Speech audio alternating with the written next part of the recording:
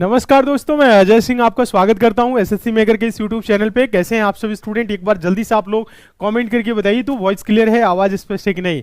आप सभी को good evening, good evening, good evening. जल्दी से आप सभी स्टूडेंट जुड़ जाइए, कॉपी पेन लेके बैठेंगे और आप सभी स्टूडेंट नोट भी करेंगे। आज आप लोगों की रीजनिंग की क्लास है, बहुत ही शानदार, जबरदस्त और बहुत ही इंपॉर्टेंट क्लास होने वाली है आपके आगामी सभी परीक्षाओं के लिए। ठीक है, चलिए जल्दी से बताइए आप लोगों की तैयारी कैसी चल रही है। जल्दी से एक बार कमेंट करके आप सारे स्टूडेंट बताएं, हम देखना चाहते हैं आप लोगों की तैयारी कैसी चल रही है। फटाफट कमेंट करिए एक साथ। देखिए, मन लगा के तैयारी करिए, अच्छे तरीके से पढ़िए, क्योंकि बहुत सारी वैकेंसी है आने वाले टाइम में। हाँ, और कई सारी वैकेंसियां निकली हुई हैं, तो अच्छे से अगर आप तैयारी करेंगे तो सिलेक्शन 100% पक्का है। उन घनों का चयन कीजिए जो दी गई सीट के रेखाओं के अनुदिश मोड़कर बनाए जा सकते हैं। देखिए, यहां पे एक ओपन डाइस है, अगर इसको डाइस को बंद कर दिया जाए तो कौन सा बनेगा? ए वाला बनेगा, बी सी डी। देखिए यहां देख लीजिए, कोई बात नहीं। कभी भी इस प्रकार का डाइस आए तो आप सभी को पता है विपरीत कौन होता है। आमने सामने की सतह पता है ना, विपरीत सतह। देखिए, पहले का विपरीत तीसरा होता है। अगर बात करें इधर से, 9 ऊपर है तो पहला, ये दूसरा, इसके नीचे वाला तीसरा, यानी 9 का विपरीत तीसरा। और विपरीत फलक की जो सतह होती है वो अगल बगल नहीं होती है, आमने सामने होती है या ऊपर नीचे। समझ रहे हैं ना बात? तो वो दिखती नहीं है, एक ही कोई दिखेगा। ठीक है, अगर डाइस को देखा जाए तो एक ही दिखेगा। अगर ऊपर वाला दिख रहा है तो नीचे वाला नहीं दिखेगा, नीचे वाला अगर दिख रहा है तो ऊपर वाला नहीं दिखेगा, साइड वाला दिख रहा है तो उस साइड वाला नहीं दिखेगा, इस साइड वाला दिख रहा है तो इस साइड वाला नहीं दिखेगा। समझ रहे हैं? तो इस प्रकार से आपको थोड़ा सा दिमाग में रखना है। तो यहां देखिए, यहां पे आप लाइन देखेंगे तो 1 2 3 ऐसे काउंट करेंगे। ठीक है, ये नहीं कि यहां से 1 2 3 कहां होगा, नहीं होगा।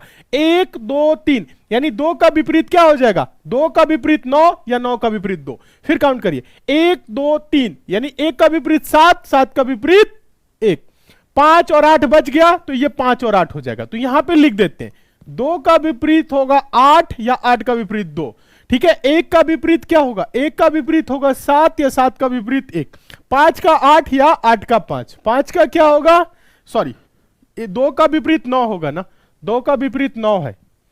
2 का विपरीत क्या है? 9 है। 5 का 8, 5 का 8 या 8 का 5। ठीक है, यह चीज हो गया। अब देखिए, अब थोड़ा सा आपको समझना है। देखिए, 2 का विपरीत क्या है? 9। तो 9 क्या होगा? अगर 2 ऊपर है तो 9 नीचे होगा, तो दिखना नहीं चाहिए, तो 9 नहीं दिख रहा है। 7 है, 7 का विपरीत 1 होगा और 8 का विपरीत 5 होगा, यानी इसमें किसी का विपरीत वाला जो है वो दिख नहीं रहा है। यानी ये जो विपरीत वाला है, सिंपल भाषा में बोले तो दिखना नहीं चाहिए, दोनों एक साथ नहीं दिखना चाहिए। सब में से एक एक दिख रहा है तो डाइस परफेक्ट है, अगर दोनों दिख रहा है तो परफेक्ट नहीं है, यानी कि ए वाला बनाया जा सकता है, यानी बनेगा ही। 8 है, 8 का विपरीत क्या है? 5 है।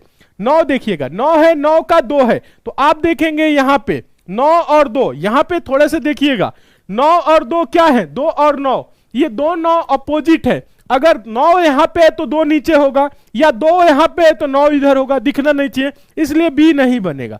सी की बात करें तो 1 है, 1 का विपरीत है 7, तो 1 का विपरीत, 1 अगर ऊपर है तो 7 नीचे होना चाहिए, 7 बगल में कभी भी नहीं हो सकता। या 7 इधर है, 7 इधर है तो 1 इधर होना चाहिए, जो दिखेगा नहीं, तो सी भी नहीं बनेगा। फिर आते हैं डी पे, डी पे आते 2, 2 का विपरीत है 9, 9 इसमें दिख रहा है नहीं।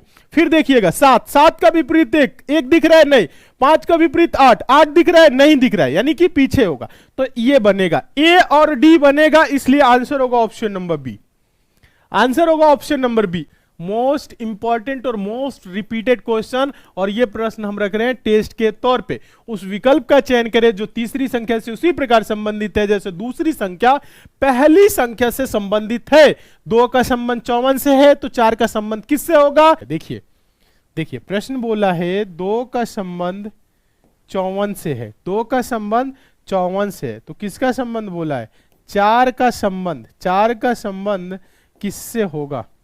समझिएगा, ये 2 है ना, ध्यान दीजिएगा, ये 2 है ना, देखिए कोशिश करेंगे तभी समझ में आएगा, ऐसे नहीं आएगा। ये 2 है ना, 2 में देखिए, 2 में 1 जोड़ दीजिए तो 3 हो जाएगा, 3 हो जाएगा।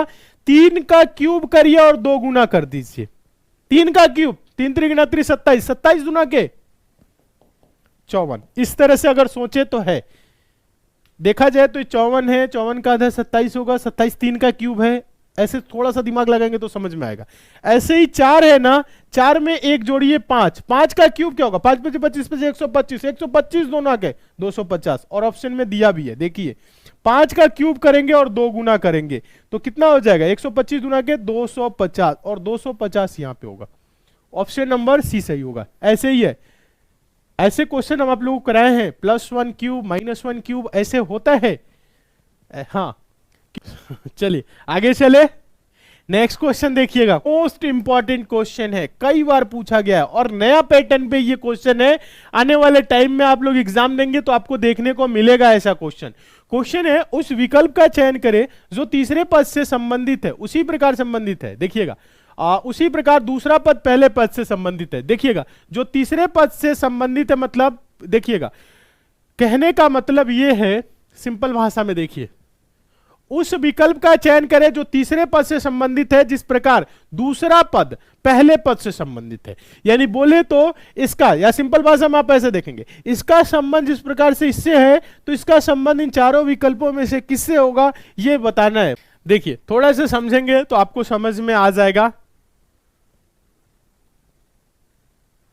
देखिए यहां आप देखिए, ए काउंट करिएगा, 1 2 3 4 5 6 7 8 9 10, 1 2 3 4 5, यहां पे कितना है, इधर 10 है इधर 5 है, 1 2 3 4 5 6 7 8 9 10, इधर 10 है तो इधर 5 होगा। यानी सब तो देखेंगे 5 ही अक्षर है, लेकिन आपको यह दिमाग लगाना है इधर 10 की जगह पे उधर 5 किया है, इधर 10 की जगह पे उधर 5 किया है, तो कैसे किया है नहीं मालूम हो रहा है। अच्छा नहीं मालूम हो रहा है तो कोई बात नहीं, थोड़ा सा देखिएगा, अगर नंबरिंग कर दे आप देखिएगा, नंबरिंग कर देते, ये 26 है, 16 है, 5 है, 5 है, x 24 है, और f आपका 6 है, l 12 है, c 3 है, r 18 है, और q आपका 17 है। देखिएगा अब देखिएगा s आपका 19 है, h आपका कितना है, देखिएगा S क्या है 19 है, H आपका 8 है, I आपका 9 है, और F 6 है, T कितना है, T कितना है 20 है। थोड़ा सा दिमाग लगाइए, अब देखिए अभी देखेंगे तो समझ में आपको आने लगेगा, थोड़ा सा दिमाग लगाएंगे तो देखिए, हाँ समझ में आपको आएगा कब, जब थोड़ा सा दिमाग लगाएंगे तब। देखिए अगर देखा जाए तो 16 16 3 19, ठीक है, एक अक्षर छोड़ दीजिए, पहला छोड़ के दूसरा, फिर तीसरा छोड़ के चौथा, 5 3 8, फिर 24 छोड़ के 6 3 9, फिर देखिए यहां पे फिर 12 छोड़िए, 3 3 6, और उसके बाद 17 3 20, +3 हुआ है। क्या हुआ है, +3 हुआ है, एक एक अक्षर छोड़ के। थोड़ा सा अलग टाइप का क्वेश्चन है पर पूछा गया है, थोड़ा सा समझेंगे तो आपको समझ में आने लगेगा। क्या है देखिए, पहला छोड़ देंगे, 2 4 6, यानी विषम संख्याएं जो है 1 3 5 7 इस सबको छोड़ देना है, 2 4 6 8 वाला जो है ना उसको आपको लेना है। देखिएगा दूसरा, चौथा, फिर आपका छठा, फिर 8वां, फिर 10वां, ऐसे लेना है। तो ऐसे अगर ले तो यहां पे क्या होगा, टी 20 और 3 जोड़ेंगे, 20 3 23, +3 करेंगे तो 20 3 23 का मतलब क्या हो जाएगा डब्लू। फिर उसके बाद से क्या करेंगे, फिर तीसरा छोड़ेंगे, चौथा ये है 24, 24 में दोस्तों क्या जोड़ेंगे 3 27, यानी 26 1 27, यानी ए डब्ल्यू ए, ध्यान दीजिएगा सब में +3 ही करना है। फिर उसके बाद से देखिएगा ये x छोड़ेंगे डी, 4 3 7, 7 का मतलब क्या हो जाएगा 3, 7 का मतलब हो जाएगा जी, ठीक है। उसके बाद से आई छोड़ के बी, 2 3 5, क्या होगा 5, 5 का मतलब होगा ई, समझिएगा। फिर उसके बाद भी को छोड़ के ओ, 15 3 18, 18 का मतलब आर, WAZER आंसर होगा, किसी ऑप्शन में है WAZER, देखेंगे ऑप्शन नंबर बी में है, ऑप्शन नंबर बी में दिख रहा है। नेक्स्ट देखिए बहुत ही इंपॉर्टेंट है, इस क्वेश्चन का आंसर आप लोग देंगे। देखिएगा क्वेश्चन क्या है, 8 व्यक्ति ABCDEFG और H, 2 पंक्तियों में, प्रत्येक पंक्ति में 4 बैठे हैं। AH के बगल में आगे की पंक्ति में बैठा है, F C और V के बीच बैठा है, E जो V के सामने बैठा है किसी भी कोने में नहीं बैठा है। कौन, E B के सामने है, मतलब ऊपर नीचे पंक्ति में ये लोग हैं, और बोल रहा है किसी भी कोने में नहीं है। कौन, ई, तो बी भी किसी कोने में नहीं होगा। आगे देखिए, डी पिछली पंक्ति के दाएं कोने में बैठा है, सामने की पंक्ति के दाएं कोने में कौन बैठा है ये बताना है। देखिए कितने लोग हैं, 8 व्यक्ति हैं, ABCDEFG और H, 2 पंक्तियों में, प्रत्येक पंक्ति में 4 बैठे हैं। प्रत्येक पंक्ति में कितने हैं, 4 हैं। देखिएगा 4 लोग हैं, एक व्यक्ति, दो व्यक्ति, तीन व्यक्ति, चार व्यक्ति, ठीक है, ये चार हो गए। इसमें देखिएगा आमने सामने है ना, एक व्यक्ति, दो व्यक्ति, तीन व्यक्ति, चार व्यक्ति। प्रत्येक पंक्ति में कितने हैं? चार ही चार तो है। प्रत्येक पंक्ति में कितने हैं? चार चार है, ठीक है, ये हो गए। अब देखिए थोड़ा सा समझना है, अब आपको बोल रहा है ए एच के बगल में आगे की पंक्ति में बैठा है, ए एच की बगल में आगे की पंक्ति में, यानी कि इस वाले पंक्ति में ए और एच है, ए एच की बगल में है, आगे की पंक्ति में। जगह क्लियर नहीं है इसलिए अभी साइड में लिख रहे हैं। आगे बोल रहा है एफ सी और बी के बीच बैठा है। एफ कहां है? सी और बी के। अगर यहां पे दो लोग हैं तो एफ सी और बी ऊपर नहीं हो सकता। थोड़ा सा आपको दिमाग लगाना है, अभी एग्जैक्ट जानकारी नहीं है। तो आपका जो एफ होगा और सी होगा, बी होगा, ये नीचे वाले लाइन में होंगे। कहां होंगे? नीचे वाले लाइन में होंगे। देखिए ई जो बी के सामने है, ई कहां है? बी के सामने है, किसी भी कोने पे नहीं बैठा है, यानी कि ये जो बी है या तो इधर नहीं होगा या तो इधर नहीं होगा। अभी अभी देखिएगा क्लियर होगा कौन कहां होगा। डी पिछली पंक्ति के दाएं कोने पे बैठा है। डी पिछली पंक्ति मतलब इधर है और दाहिने कोने मतलब ये। डी कहां है? यहां पे हो गया। अब देखिए थोड़ा सा आपको समझना है। अब देखिए यहां पे कंफ्यूज हो रहे होंगे, लेकिन कंफ्यूज आपको नहीं होना। ये एग्जैक्ट जानकारी है, जो एग्जैक्ट जानकारी है, सही जानकारी है, उसको आप क्या करेंगे? पहले रखेंगे। जैसे बोल रहा है डी पिछली पंक्ति के दाएं कोने पे, तो डी आपका कहां हो जाएगा? ये पिछली पंक्ति मतलब नीचे वाला पंक्ति और दाएं कोने मतलब इधर। क्लियर हो गया? अब देखिए बोल रहा है ई जो बी के सामने बैठा है। अभी ये भी क्लियर नहीं है, इस लाइन को अभी छोड़िए, ठीक है। अभी देखिए फिर बोला है एफ सी और बी के बीच बैठा है। एफ कहां है? एफ कहां है? एफ कहां है? सी और बी के बीच है। एफ कहां है? सी और बी के बीच है। देखिएगा हो सकता है बी इधर भी हो, लेकिन बी को इधर क्यों नहीं लिखे? क्योंकि बोल रहा है ई बी के सामने बैठा है, किसी कोने पे नहीं है। ई कहां है? ई कहां है? बी के सामने। ई कहां है? बी के सामने। अगर बी यहां कर देते तो ई यहां हो जाता, कोने पे हो जाता। इसीलिए बोल रहा है, देखिएगा ई जो बी के सामने है, किसके सामने है? बी के सामने है, किसी कोने में नहीं बैठा है। कोने में नहीं बैठा है यानी बी इधर है। अब देखिएगा ये लाइन नीचे वाला पूरा फुल हो गया, एकदम एग्जैक्ट हो गया, यानी बैठ गए। अब देखिए आगे देखिए, ए एच के बगल में बैठा है। ए एच तो इधर होगा नहीं, ए और एच इधर होंगे। ए कहां है?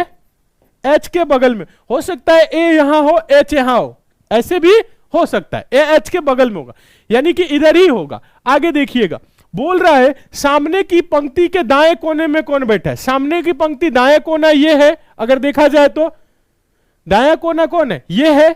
अब देखिएगा, अब ऐसे ना सोचिएगा आप लोग कि मुंह इधर इधर किए हुए, सबका मुंह ऊपर की तरफ ही रखिएगा। देखिएगा सबका मुंह कहां रखिएगा? ये एरो से आप लोग ना डिस्टर्ब होइएगा। कुछ लोग एरो से डिस्टर्ब हो रहे होंगे तो उनको बता दे क्या करना है आपको, क्या करना है।